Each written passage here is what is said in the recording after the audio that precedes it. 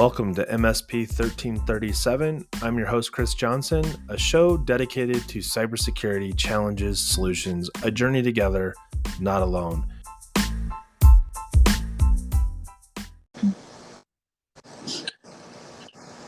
Welcome, everybody, to another episode of MSP 1337. I'm joined this week by my lovely wife, Jennie Johnson. Jennie, welcome to the show. Thanks for having me. Well, this episode is going to be titled Cybersecurity Training Works. And after having some technical difficulties last week, trying to get some recordings done, I am now down to the wire to get this episode out there. And I wanted to start by kind of going over the why behind this episode and then why you're such a good fit for helping share the narrative. And it goes back to, I think it was last week, maybe the week before, I had Charles Love on with Showtech, and we were talking about email overload and automated emails. And one of the stories he told during the episode was about one of his new employees who's new to the world of IT and the world of working in the technology industry of supporting IT services to businesses that don't have internal IT resources. And his story was about a skills or security awareness training that actually was able to help thwart a smishing attempt. And so as we go through this narrative, I think everybody should be thinking about the value of security awareness training, because as IT service providers, I know even myself, I've been like, why do I need to watch this video? Why do I need to go through this? I already know this stuff. I know what I'm doing. I'll be fine. So Jennie, and for those of you that know me, know that Jennie now is no longer a teacher. She now works in the IT industry like I do, and works from home, and we get to share the same office space. So let me tell you, I get some stories on a pretty regular basis about things that Jennie has observed that she wants to know if she's caught it, kind of like hunting for an Easter egg. So Jennie, in the ever-evolving world of work, you're now a year into your career change, and I thought I'd be curious if you could share with the audience, tell me a little bit about the transition or the change from working as a teacher in a school district to now working in the IT services space for an MSP. Thank you. So one of the things I do want to correct is that you said I am no longer a teacher. I will always be a teacher, but maybe not just in my profession. I got to point that out.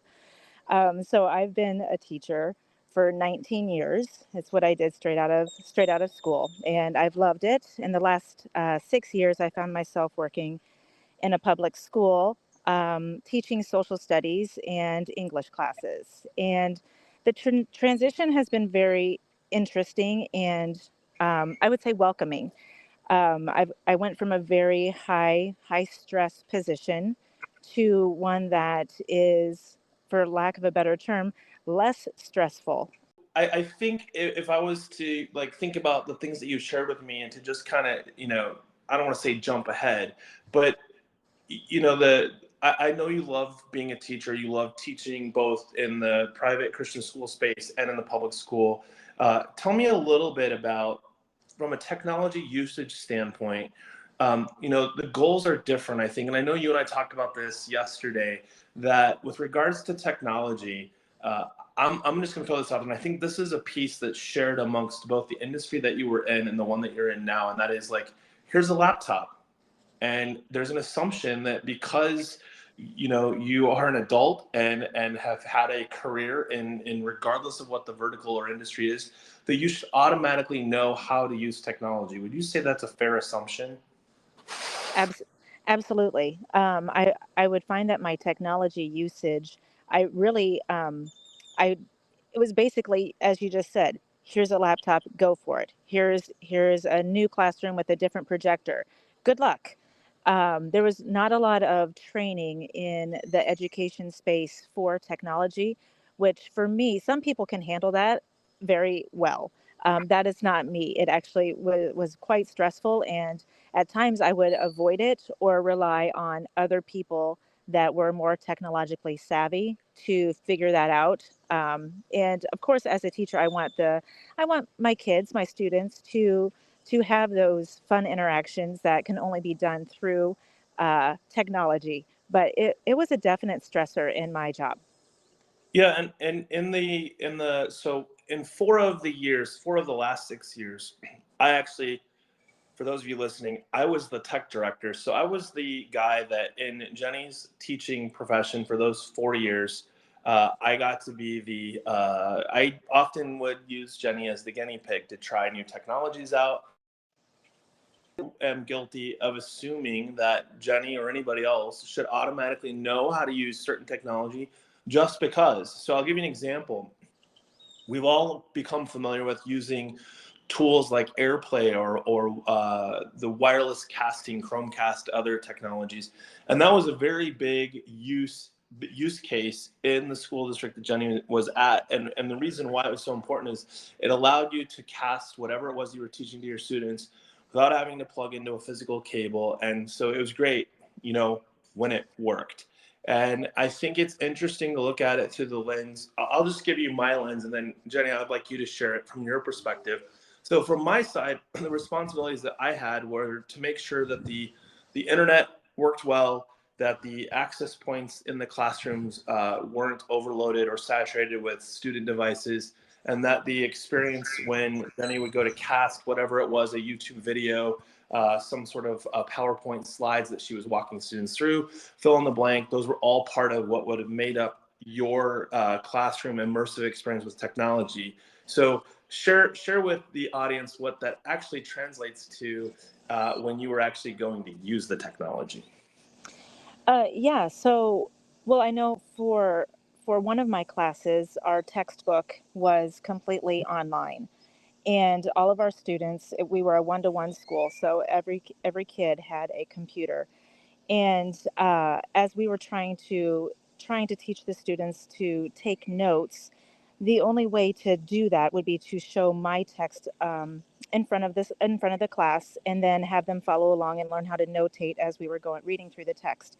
But that became a problem when I would have substitutes come into my classroom, because, as many of you might know, not every substitute is versed in the small amount of technology that I am. So, air playing something was extremely difficult. And so, when I would have to have a substitute, I would try and do my best to do other things off of, things that would support the curriculum, but it would, in essence, get us behind where I wanted to be because of that.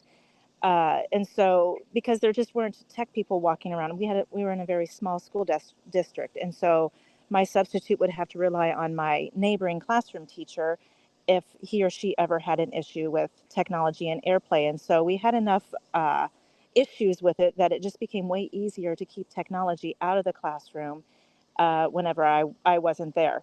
But if you fast forward to this year, I have been able to spend a couple of days substitute teaching for some of my friends in the district, and it was just it was so comforting to walk into a classroom and already know how to use AirPlay and how to get onto the Wi-Fi and all of the things that I needed. It really made it for a more seamless transition from teacher to substitute, and this teacher was thankful as well that she did not have to resort to everything on paper pencil again while I was there. Sure. Obviously, most people listening know that cybersecurity, and even when I was with the school district, it was still my passion. Throw this question out there, and I already know the answer to this, and but your time when the school didn't find yourself going, how do I just make this work? And from a security standpoint, sort of. Oh, 100%. That is correct. Yeah. Go Yeah, ahead. no, Sorry. it was just a very high stress situation where, yeah, who cares about security? I cared about security in the facts of what my students could or could not access on their computers in my classroom. Like if we were doing a project on Egyptian gods or something like that, then I was very concerned about the security of what my kids would be reading, simply because if you know anything about Egyptian gods, they're pretty out there. And I was concerned about that. But as far as me doing anything else, you're right, security be damned. You just get it up, get it out so that I can move on with my class and do what I needed to do. And you left teaching, so you're out a year teaching space right when things like the use of AI and some of those other things started to become prevalent in the accessibility from a student perspective. So I think about the challenges that we had. My job was to keep them off, bad sites, things that were not appropriate for minors, those kind of things. And your challenges similarly had to take that into account in monitoring what your students were doing, but also making sure that they weren't cheating through the various means or cyberbullying or fill in the blanks. You had all of these challenges as a teacher that from a responsibility standpoint, when you were in school, were any of these things ever part of the teaching that you were educated on as a teacher? And I don't mean just back at college, but like fast forward throughout your career timeline, you ever had to take any sort of cybersecurity awareness training or how to properly monitor or disable what kids do? Computers, like if I remember, it was like if they do bad things, take it away, and that was about the extent of it. Right. So, and I forget the name of the program that we used, but basically on my laptop, I could, if I clicked on a certain student's name, I could see what they were looking at on their computer. The problem became is that the kids very quickly learned how to sidestep that Right. through multiple users on their account, and they would do like a three-finger swipe and then things would change, and so that was not as secure as I would have hoped it to be. And Sure. in my last year, I do know that another teacher in the school did have issue with a student talking to AI and things getting inappropriate there, and so she ended up just taking screenshots Right. from her computer as to what she was seeing on that student's computer, and then taking it to administration, but in which case they did end up taking the student's computer away for a specified Yeah. period of time. But that was it. We weren't trained on anything cybersecurity in in all of my teaching career.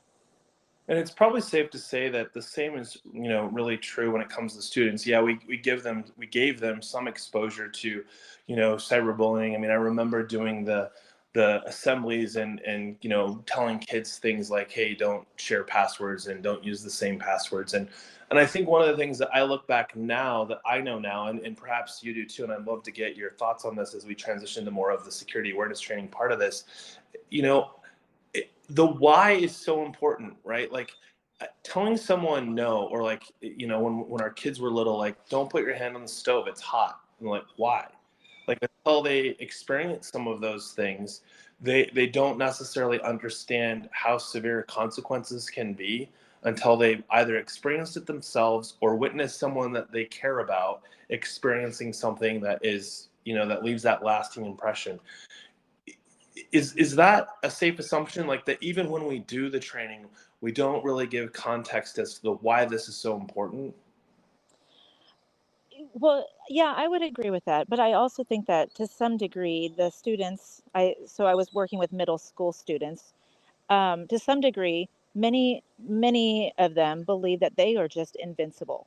Right. And I think part of that is their frontal lobe is not developed enough yet for them to start making some better decisions. But up until this point, the majority of them have been, if they ever found themselves in a difficult situation, it was a very easy family getting them out of that situation, Sure. because there's just a true lack of consequences. And I don't mean in family structures, but I mean just in the school system alone, there's just lack of consequences for things that just seem to get kind of swept under the rug. And I guess I'm speaking it from only my experience at the schools that I have been in. But it was just very much not a lot of consequences for things that I would consider would be serious, as far as like bullying and looking things up on the internet, and things that that the school was very quick to say, well, it wasn't during school time, so we can't be held liable for it. And I think that many of the kids I worked with just lacked that understanding of the seriousness of the nature. And until they get to be an adult and there are actually legal consequences attached to their actions, they probably will not understand that. Do you think that's partially tied to the physicality of it? So I think about like, if a kid punches another student, there's a physicality to that, especially if there's witnesses, we know that it occurred, or there's evidence left on the other child because it has occurred, versus a lot of the things that happen in cyberspace. even for those that would potentially go to great lengths to discipline a student, unless they can find the evidence and they themselves are not so technically, equipped. It's like, well, it's the he said, she said, and I can't prove it. I don't have enough evidence to create a case that would like uphold, right? Like, yeah, so if I have to defend this to parents, can I show any sort of real evidence that they did something that was actually wrong, as I now have to explain to somebody who's potentially less tech savvy even than I am, and I'm barely registering on the meter that says I understand how to use technology. Absolutely. So anytime a fight would break out at my school, um, I promise you, there were at least five phone cameras going on to video this fight, and then as well as the school security cameras. And Sure. so there was that evidence right there. It's you can't well, even though we had some students say um, That wasn't me. the cameras were lying. That wasn't me. Yeah. But there's enough physical evidence that it's easy to show to the responsible parties and say, nope, this in fact was your son or your daughter, versus the things done as far as bullying, Yeah. cyberbullying, and things like that. Those are done usually in secret, and when I say secret, I don't mean at home, but one on one, usually on a device to another person, and so it Yeah. is extremely difficult.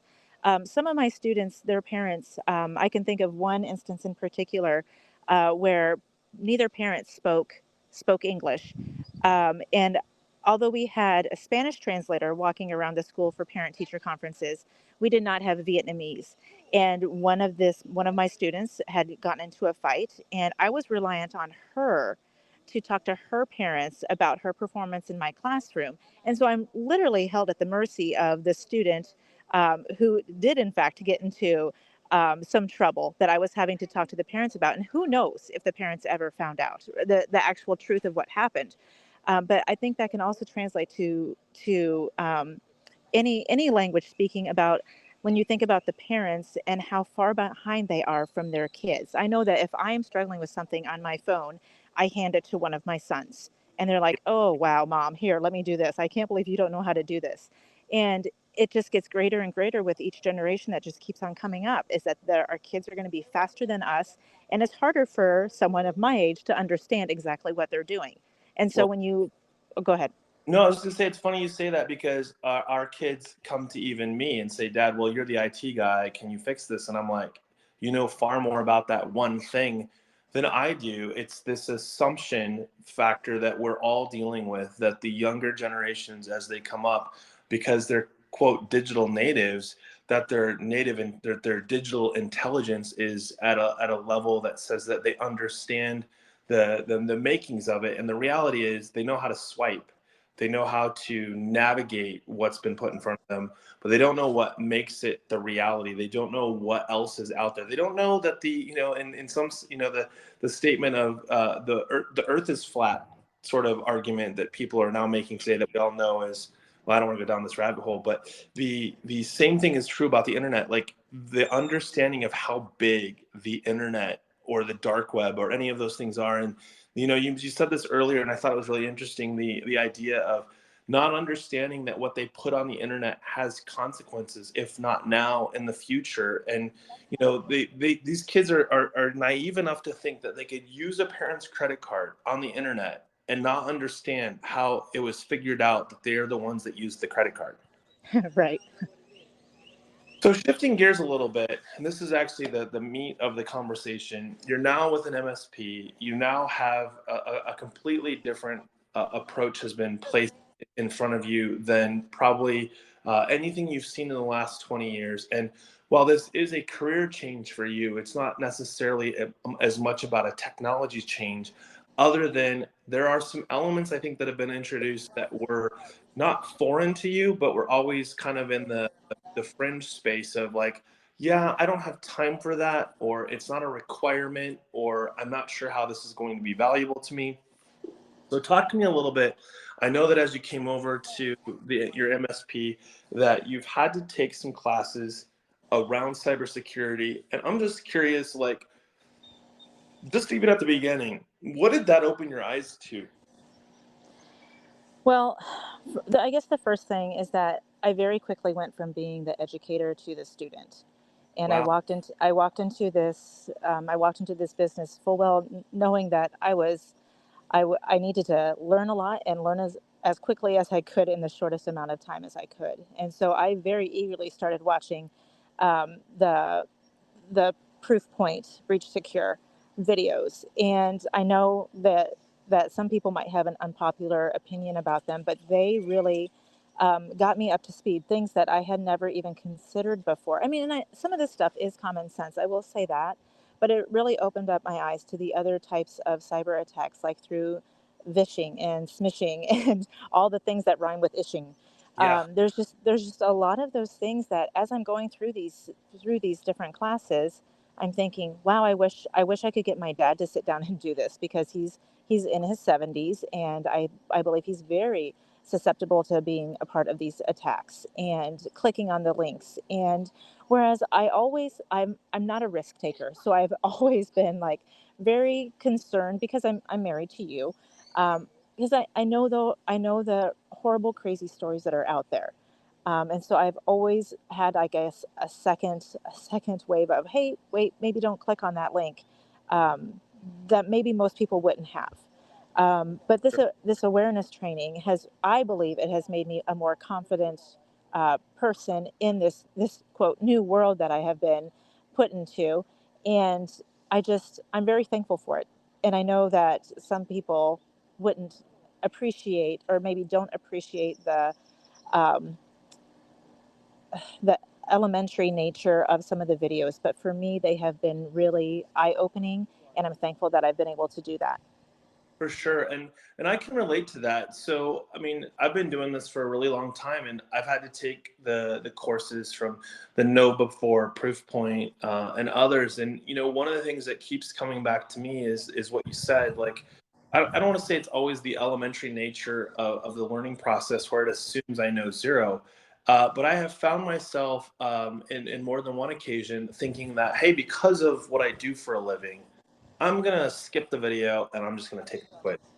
And then I get one wrong, and I'm like, oh my word, I can't believe I missed that. And even though I kind of have this general understanding of what I was supposedly should have watched in the video, and I think though to your point is a lot of the content is starting you out at elementary level, and there's a lot of training content out there that never really takes you past the elementary level. And I had a lot of time to think about that, and I think the reality is because even though we might be learning from the courses or the classes or the sessions or the videos, whatever you want to call it, that we're taking, I don't know that we don't still fall victim to elementary level threats, right? So, like, if we think about email as an example, when you get a link in an email that says, hey, your blah, blah, blah arrived, but we couldn't deliver it, click here, or you've won $10 Amazon gift card, click here. We are programmed to click on links. It is who we are. It is how the internet was created. Everything is involving links. And so I know that it is still easy to fall victim to that. And I think that's partly why, if you're not regularly taking the training videos that continuously expose you to, how to spot a smishing attack, or how to spot someone trying to spoof you, or you got a text message letting you know that your boss would like to talk to you after this meeting. Can you please respond with when is a good time? Uh, if we aren't continuously exposed to that, those simulations, I think we don't have that front of mind. So, thinking about that, if you were to look at training going forward, are there things that you would like to see that would help you navigate this space? Because I know for me, I'm constantly thinking about, like, how would I help somebody understand? I mean, you mentioned one, like parent education. The reality is, you don't see a lot of prompts for you as a consumer, like a personal consumer, like outside of work, like having like Amazon reach out to you and go, hey, we notice you do a lot of shopping through our platform. Here are a couple of things we'd like to know. Like, maybe don't click on anything that's sent to you via this method. We would never send you anything that way. So know in advance, if you get a text messages that says from Amazon, you should know that it's not real. And that was just a hypothetical. Amazon does. Is there something specific that you can think of that you would like to see done different? I feel like that Amazon was pointed straight at me, as I do It was. do a little bit of shopping. on Amazon. But no, I think that would be a great thing. I think that more companies should do that.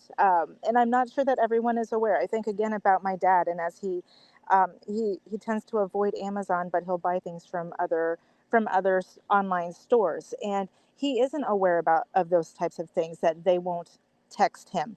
And he would probably click on anything from that online store that came in. And so I think that some of the responsibility should lie in those stores reaching out to their consumers, because not everyone is taking the security training. I think that it would be a huge deal. I like that. There's two that I think of right away. One is that we don't do enough around, like, if you get a phone call and you don't recognize the phone number, like maybe don't answer it, or maybe at least be skeptical that they are going to prompt for something that is by a name that's not in your best interest.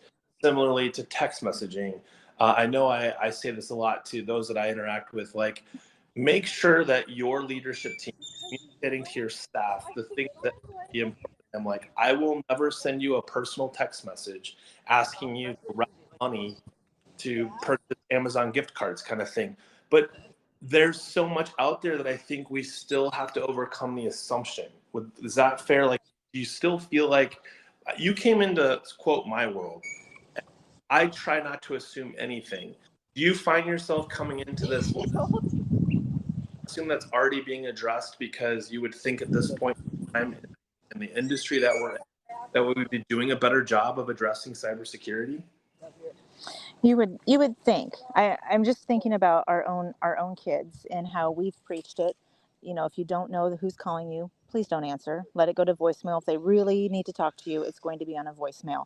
Um, so rewind about, I'm going to say maybe just a month ago, maybe 6 weeks ago, one of our sons decided to answer, and he ended up giving away enough information, or even just letting that person know that this was a legit phone line and there was a human on the other end, and his checking account got hacked very quickly.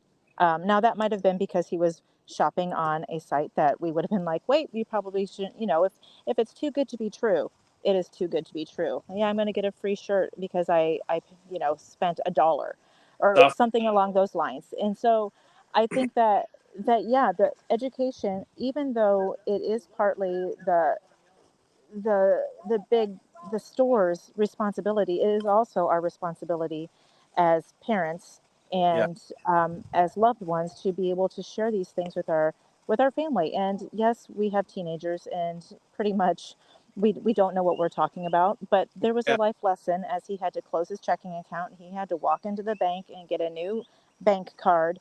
And so I would dare say that this kid won't make that mistake again. And thankfully, it was not a huge mistake. Yeah, well, it was just one that we were able to catch quickly so that the impact was minimized. I think that's something Correct. that we continue to reinforce with our kids, is that just because it seemed very benign, it was just uncomfortable, is that it could have been something very different had it not. He didn't have that open conversation with you right away. He wasn't ashamed to talk about the vulnerable state that he put himself in. And I think that's something that's really important, is that you can't do the shaming piece, or the next time, no matter how good or bad it might really be, it's still going to go unshared. Before we wrap this up, do you remember back when we were kids? I know it's a long ways back, but do you remember, like, Pepsi points, or like you would open a bottle and underneath the cap you'd have a code? So I should remember, like, hey, this is like a free 20-ounce Pepsi or something along those lines. You don't? Yeah. Yeah, Okay. I never participated in that, but And yeah, I good remember. for you, because maybe that was, I think that's the pieces. We still see some of that today, and specifically, I think that was actually what our son was targeted through. I know that I think it's been 5 or 6 years. I said yes to a 30-minute demo from some vendor. I don't even remember who it was. And if I was one of the first 50, they would send me a pair of Beats Studio Pro headphones. I was like, cool. And as I went through the whole demo, I started thinking, like, man, this is totally a scam. There's no. And like 2.5 weeks later, I got a brand new pair of Beats headphones in the mail, and there were no strings attached to it. So there is a balancing act between, there are legitimate things out there that do have some level of freemium, or it's a perk that you can achieve through participating in the program. But like you said, if it seems too good to be true, it's probably because there's some string attached, even if it's not malicious in nature, it's not free. Right. Any thoughts to share with the audience before I close this out that you missed? I don't think so. All right. For those of you listening, this episode 37. Thanks and have a great week.